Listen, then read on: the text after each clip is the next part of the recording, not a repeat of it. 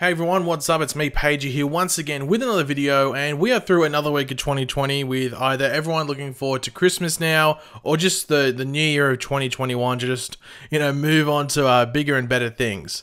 But with another week gone comes another round of news and various things like that for various, things. And in this video, I thought I would go over a few of them that wouldn't equate to normally doing a single video on each of these pieces of news or information.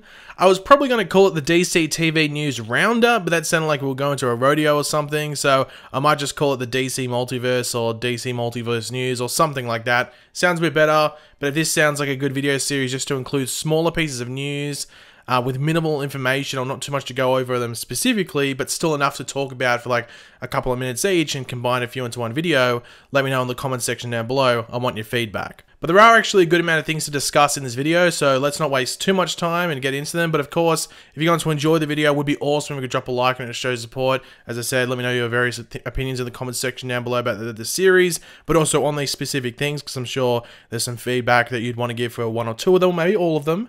And of course, if you're new to the channel, why not subscribe? It's free, takes 2 seconds, it's awesome if you do. So first up, the first thing to go over is the first release of trailers for the latest season of the Arrowverse, which is set to start on January 17th with Batwoman Season 2, and then we'll have Black Lightning, The Flash, and the series premiere of Superman and Lois later in February at various points.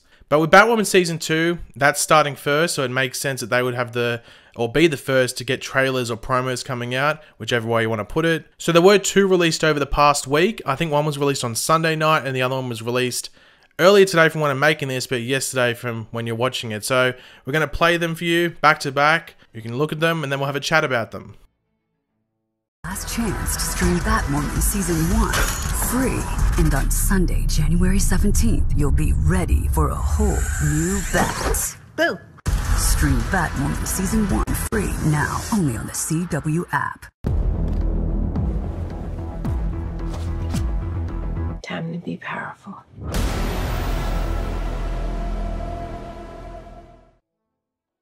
So the first trailer you saw there was like half promoting Season 1 of Batwoman, that it was free, or it was being free, and it was being free to watch. That's the best way to put it, on the CW app or the CW website. So just reminding you to go watch it if you haven't yet, because Season 2 is coming. But the second half, which was the second half and focused on Season 2, had the first official footage of Season 2 with Javicia Leslie in the role of Ryan Wilder, aka Batwoman. Of course, we had a couple of posters and also some set photos, but this was the first official footage. Now, as I said, the first trailer was on Sunday night. Now, it wasn't released online on Sunday night, but it was actually played on Sunday night on the CW in an ad break of whatever show was playing on at that point. So I would expect from now on, going forward into the release or the starts of all the new seasons, if you aren't busy, tuning into the CW on the respective nights that certain shows are usually on could reward you with first looks at these trailers. And an added bonus to tuning in live is that, as I said before, these trailers weren't uploaded officially to the CW's YouTube channel. The second one you saw was first released on the CW YouTube channel, but not the first. It wasn't put up there at all. So Sundays for Batwoman, Mondays for Black Lightning, and then Tuesdays for both The Flash and Superman and Lois. Those are the nights that, could reward you for tuning in by giving you first looks that might not be uploaded to YouTube.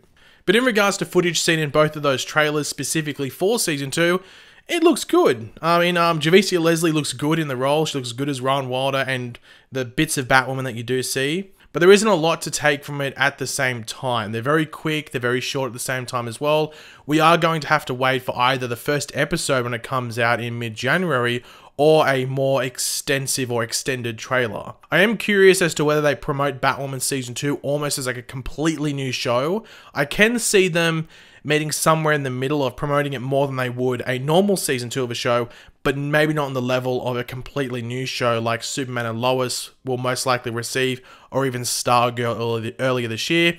And even Stargirl wasn't a massive amount of promotion due to the pandemic affecting certain promotional tools that show could do or use. But yeah, Ryan Wilder's Batwoman looks like she might be a bit more fun than what we saw with Kate Kane's in Season 1, based off that boo that she puts and just little things in those 2 promos. Trailers and promos come out in the next 2 months or so in the lead up to its premiere.